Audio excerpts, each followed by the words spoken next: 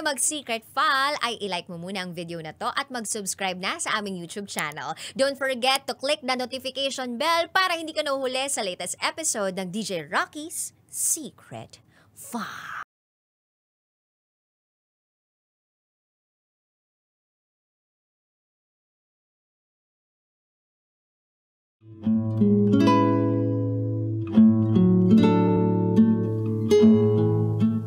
And now, it's time for DJ Rocky's Secret Files.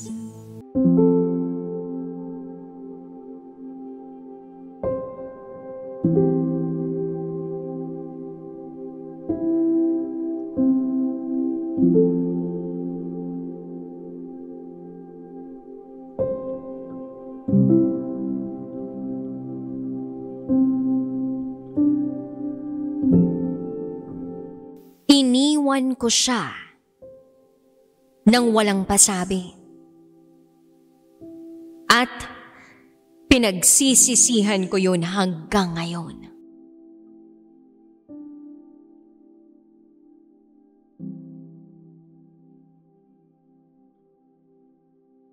Hi DJ Rocky. Actually, hindi alam ng pamilya ko ang ibabahagi ko sa iyo ngayon. Sana mapagbigyan mo ako na mabasa mo ang kwento ko. Itago mo na lang ako sa pangalang Lino mula sa Davao City. At ito ang aking secret file.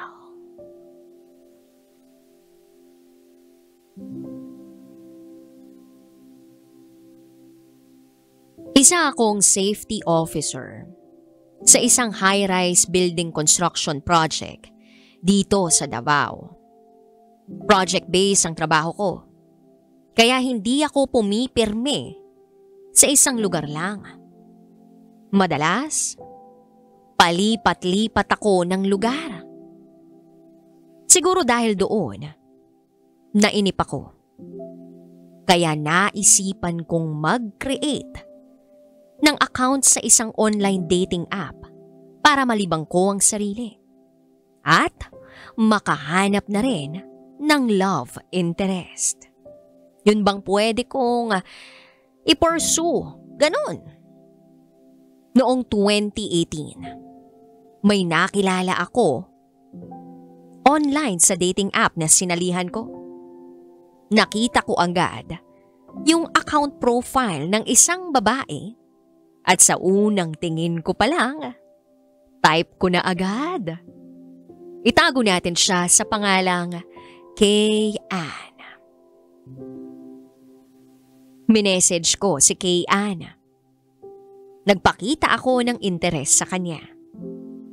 Diretsahan ko na ring sinabi na nagagandahan ako sa kanya at gusto ko sanang makipagkaibigan. Hindi naman siya tumanggi. May mga tinanong din siya tungkol sa akin. At doon na nagsimula ang communication namin sa isa't isa.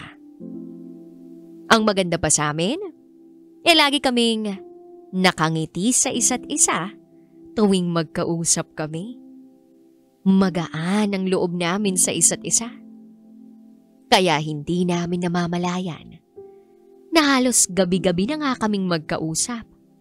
Nagtatawagan sa cellphone. Kung ano-ano lang din ang napag-uusapan namin. Walang boring na sandali, kumbaga. Dito na rin siguro namin nakita ang mga sarili namin. Na komportable kami sa kung ano ang meron kami. Kaya, naisip na rin namin na magkita sa personal. Habang tumatagal, DJ Rocky, mas lubos naming nakikilala ang isa't isa. Masarap kausap si Kay Ann. Napakalambing. At naramdaman kong interesado rin naman siya sa akin. Nakikinig siya sa mga kwento ko. Palakwento rin siya sa akin. Madalas din siyang magkwento tungkol sa akin sa trabaho niya. Isa kasi siyang teacher sa isang public high school dito sa Davao.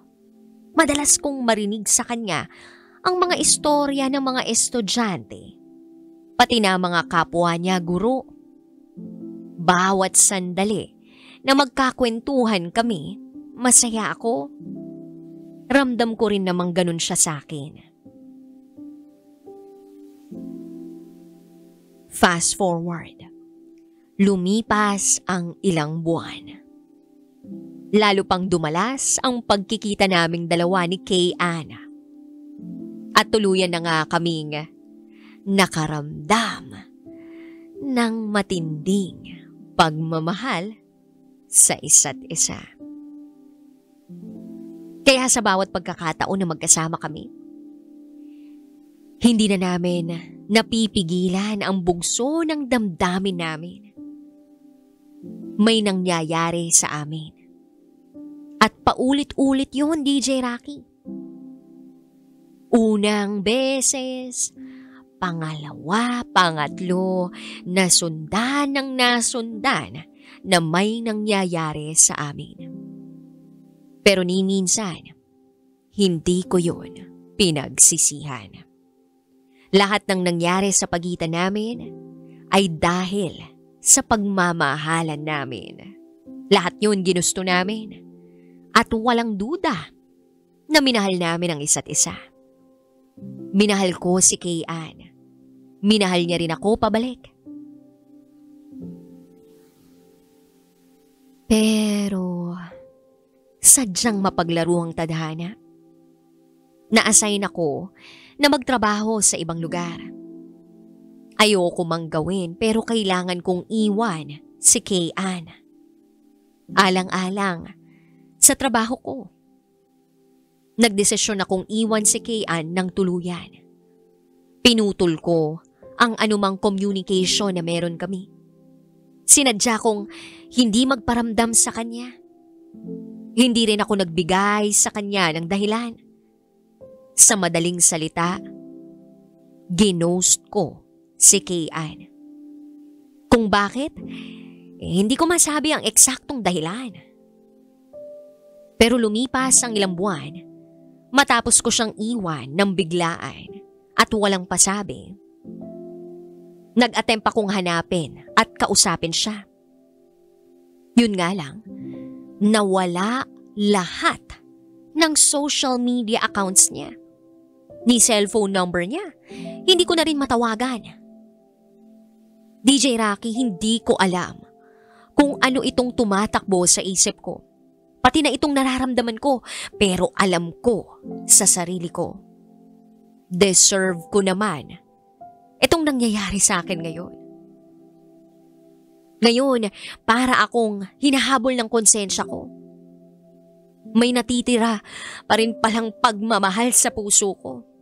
Kahit biglaan ko siyang iniwan.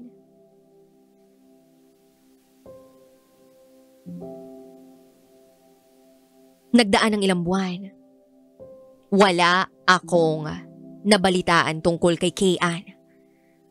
Hanggang sa bumungad sa akin sa Instagram ang isang profile na pamilyar sa akin ang mukha. Mukha yun ni Kay Ann. At sa wakas, nabuhayan ako ng loob na magkaroon uli ng pagkakataon na makipag-usap sa kanya. Hihingi ako ng tawad sa biglaan kong pag-alis sa buhay niya. Susubukan ko sanang itama ang mga maling nagawa ko sa kanya, DJ Rocky. Pero napaisip ako, tama nga ba kung magparamdam po uli sa kanya? Para subukang simulan namin uli ang naudlot naming relasyon. O tama ba kung hindi na lang ako magparamdam uli sa kanya Tatakuin ko sa sarili ko habang buhay ang pagsisisi sa pangiiwan ko sa kanya. Pagkatapos kong mag-isip, pinili kong magparamdam uli sa kanya. DJ Rocky, nalaman ko sa post niya sa Instagram na masaya naman siya sa buhay niya. May bago na rin siyang boyfriend. Maski ganun, pinili ko pa rin siyang i-message. Susubukan ko. Kinumusta ko si Kian. Ilang araw muna ang dumaan bago niya ako nireplyan. Nagkumustahan kami.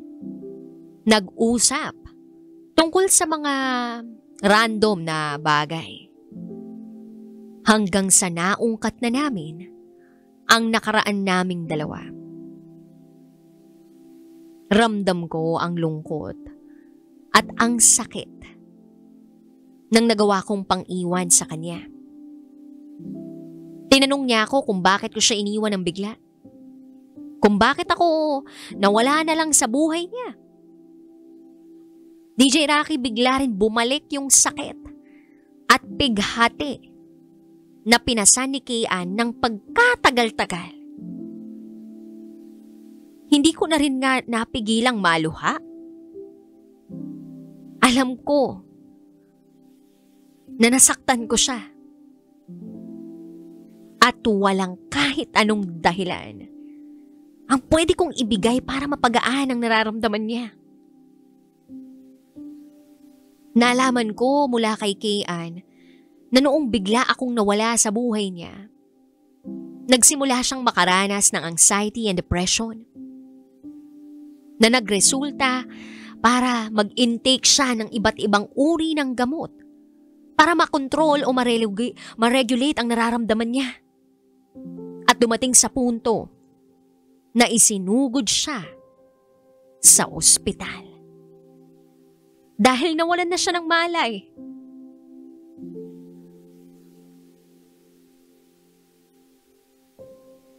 Nang malaman ko ang mga bagay na ito, DJ Rocky, hindi ko lubos maisip kung gaano pala kalala at kung gaano kabigat ang naging epekto ko kay Kian nang dahil sa nagawa kong pag-iwan sa kanya dahil sa trabaho ko.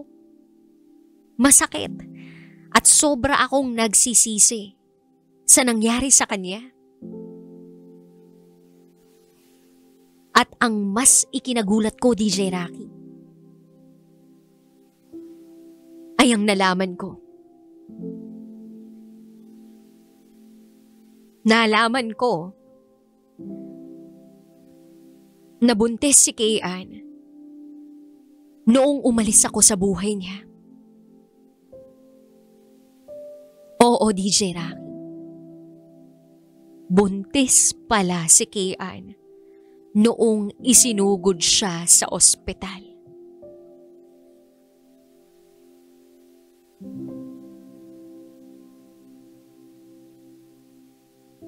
At ako ang ama ng batang dinadala niya. Ngunit, sa kasamaang palad, nakita sa ultrasound sa ospital nung chinek si Kian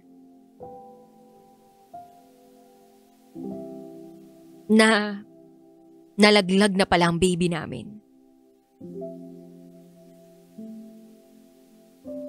Hindi na nabuhay ang bata, DJ Rocky.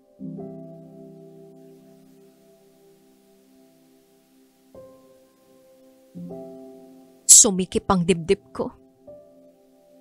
At hindi ko napigilang maiyak sa mga revelasyon ni Kian tungkol sa sarili niya habang pinagdaraanan niya noon ang mga nangyari.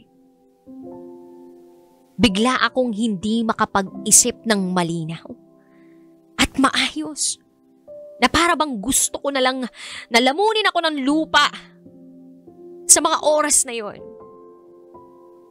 Masakit. DJ Rocky, na wala ako noon sa tabi niya nung mga araw na hirap siya. Lalo na noong araw na nalaman niyang buntis pala siya. Pero huli na ang lahat. Dahil wala na ang bata sa tiyan niya. Alam ko na hindi na maibabalik ang nangyari sa nakaraan. Hanggang ngayon ang sakit pa rin. At dala-dala ko pa rin yun sa puso ko. Sising-sisi pa rin ako sa lahat ng nangyari sa kanya. At sa magiging anak sana namin.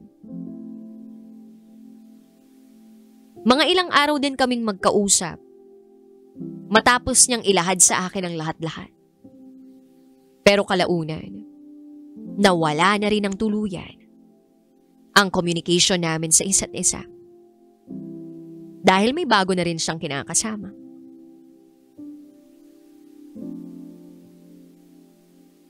DJ Rocky, ngayon ko lang na-realize na sana hindi ko na lang siya iniwan noon ng basta-basta. Sana hindi na lang pala ako umalis. Sana pala mas maaga akong bumalik sa buhay niya. Alam ko naman na hindi na maitutuwid pa ng pagkakamali ko ang mga nangyari. Ang tanging dasal ko lang ay sana maging masaya si Kay-Ann sa buhay niya. At para naman sa baby namin, ipinagdarasal kong sana ay nasa paraiso na siya sa kabilang buhay. At sorry, dahil hindi siya nabigyan ng pagkakataon na makita o maranasan ang realidad ng mundong ito. Kung may lesson man akong baon-baon sa karanasan kong ito, yun ay ang huwag nating i-take for granted ang mga bagay at ang mga taong nakikilala natin. Lahat ng desisyon natin may consequence sa hinaharap. Sana'y maging maingat tayo. Sana'y mag-isip tayo ng mabuti sa bawat desisyong gagawin natin. At higit sa lahat, mahalin natin at pangalagaan natin kung ano man ang relasyon na meron tayo. Salamat sa pagbabasa ng secret file ko, DJ Rocky. More power sa lahat. Muli, ako si Lino. At ito, ang aking secret file.